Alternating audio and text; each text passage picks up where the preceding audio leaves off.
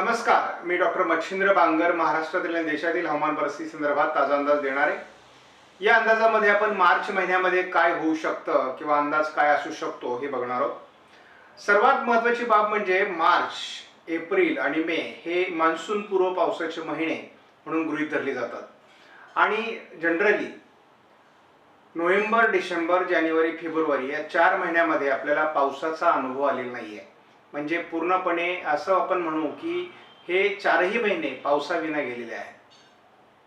या कालावधीमध्ये उत्तर भारतात बर्फवृष्टी झालेली आहे।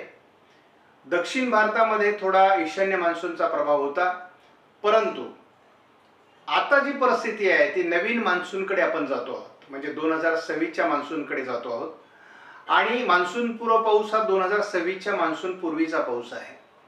त्यामुळे आता आपण गेल्या वर्षीच्या मान्सूनला विसरून आपण या मान्सूनचा विचार करायला लागल्यानंतर 15 मार्च पर्यंत साधारणपणे ढगाळ वातावरण राहणार आहे।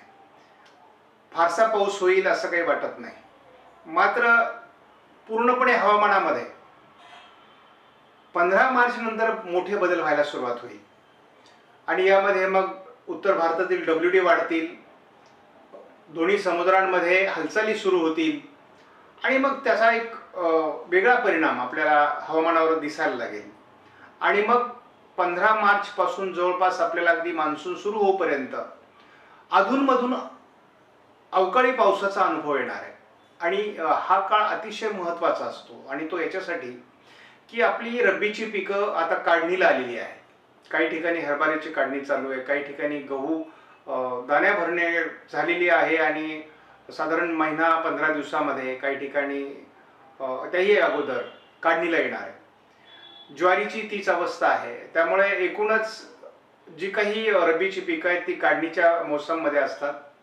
आता जवळपास द्राक्ष हंगाम संपण्याच्या टप्प्यामध्ये आहे। साधारणपणे एक 15-20 दिवसाचा कालावधी आता राहिलेला आहे। तर यामध्ये आता महत्त्वाची घडामोड अशी होते आहे की 15 मार्च म्हणजे साधारणपणे आपण तिसरा आठवडा म्हणू, यामध्ये थोडं वातावरण पावसाला पोषक व्हायला सुरुवात होईल आणि शेवटच्या आठवड्यामध्ये जसं आता आपण सांगितलं होतं की फेब्रुवारीचा शेवटचा आठवडा हा खराब वातावरणाचा असेल आणि त्या पद्धतीने खूप ढगाळ वातावरण आपल्याला बघायला मिळालं। एक कमी दाबाचं क्षेत्र बंगालच्या उपसागरात तयार झालं, परंतु ते विरुद्ध दिशेने निघून गेलं आणि त्याचा परिणाम त्यामुळे आपल्याला भारतीय हवामानावर जाणवला नाही।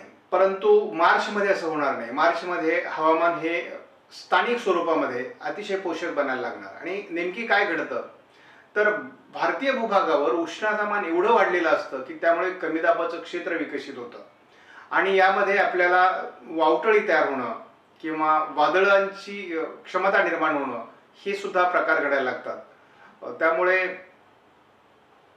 1010 हेक्टोपास्कलपेक्षा हवेचा दाब कमी व्हायला सुरुवात होणार आहे आणि मग हा जसा कमी होईल त्या ठिकाणी ढग निर्माण होणं, वादळी परिस्थिती निर्माण होणं, वादळी पाऊस येणं हा प्रकार घडत जाणार आहे आणि मार्चपेक्षाही एप्रिलमधलं वातावरण हे पावसास अधिक अनुकूल आहे आणि त्याच्यामुळे आपल्याला अवकाळी पावसाचा जास्त प्रभाव हा मार्चपेक्षाही एप्रिलमध्ये जाणवणार आहे। तसं मेमध्ये अजून सगळेच मॉडेल फार पोषक नाही आहेत, म्हणजे गेल्या वर्षीसारखा मेमध्ये सुद्धा पाऊस होईल हे म्हणण्याचं धाडस आत्ता आम्ही करणार नाही।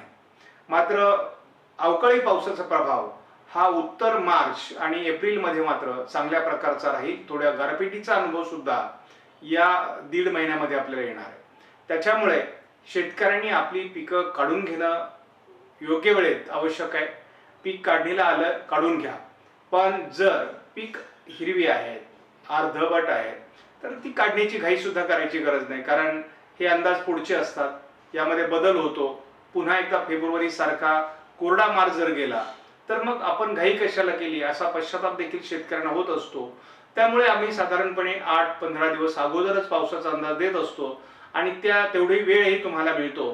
त्यामुळे शेतकऱ्यांनी आपलं रब्बीचं कुठलंही पीक वायाला जाणार नाही हे आपल्याला लक्षात घ्यायचं आहे। त्यामुळे हातातोंडाशी आलेलं पीक वाया जाणार नाही या दृष्टीने यापुढचे अंदाज अतिशय महत्त्वाचे असतील। त्यामुळे दररोजची अपडेट बघत चला आणि जेणेकरून आपल्याला शेती माझी प्रयोगशाळावर ही अपडेट दिली जाते। आपण प्रत्येक रविवारी या ठिकाणून सुद्धा अंदाज देत असतो. त्यामुळे मार्चचा एका वाक्यात अंदाज सांगायचा झाला तर मार्चचा 15 दिवसापर्यंतचा म्हणजे पूर्व मार्च हा बिगर पावसाळी आहे. उत्तर मार्च हा मात्र थोडा पावसास अनुकूल आहे आणि फार पाऊस त्या काळातही असणार नाही, परंतु पाऊस हजेरी लावेल. मात्र एप्रिलमध्ये आपण त्या संदर्भातले अंदाज पुढच्या व्हिडिओमध्ये देऊच, परंतु एप्रिल हा आपल्याला धोकादायक राहण्याची शक्यता आहे. कारण फळबागा, त्यानंतर आंब्यासारखी पिकं या ठिकाणी पूर्ण पक्वतेला आलेले असतात आणि नेमकी याच काळात वादळी पाऊस जर झाला तर फळबागांचं आणि मोठ्या प्रमाणामध्ये आंब्याच्या सारख्या पिकांचं सुद्धा मोठं नुकसान होत असतं. आणि त्यामुळे आपल्याला या 2 महिन्याच्या अंदाजांवर बारकाईने लक्ष देणं आवश्यक आहे. तसं मे मध्ये सर्वच पिकं काढून घेतलेली असतात, त्यामुळे तसं शेती पिकांचं मे मध्ये फार भीती राहत नाही. कारण आपण शेतं नांगरलेली असतात आणि पेरणीपूर्वच्या मशागतीच्या तयारीत आपण असतो. त्यामुळे मे वर आपल्याला फार भर द्यायची गरज नाही, परंतु आपल्याला मार्चचा उत्तरार्ध आणि एप्रिल सांभाळून अंदाजावर बारकाईने लक्ष देणं आवश्यक आहे. त्यामुळे पुन्हा एकदा सांगतो की मार्चचा उत्तरार्ध हा पावसाळी राहण्याची शक्यता आहे आणि त्या दृष्टीने आपल्या शेतीच्या नियोजनाला लागा. आपणास व्हिडिओमधील माहिती महत्त्वपूर्ण वाटल्यास लाईक करा, शेअर करा, चॅनलला सबस्क्राईब करा. धन्यवाद. जय हिंद, जय महाराष्ट्र, जय बळीराजा.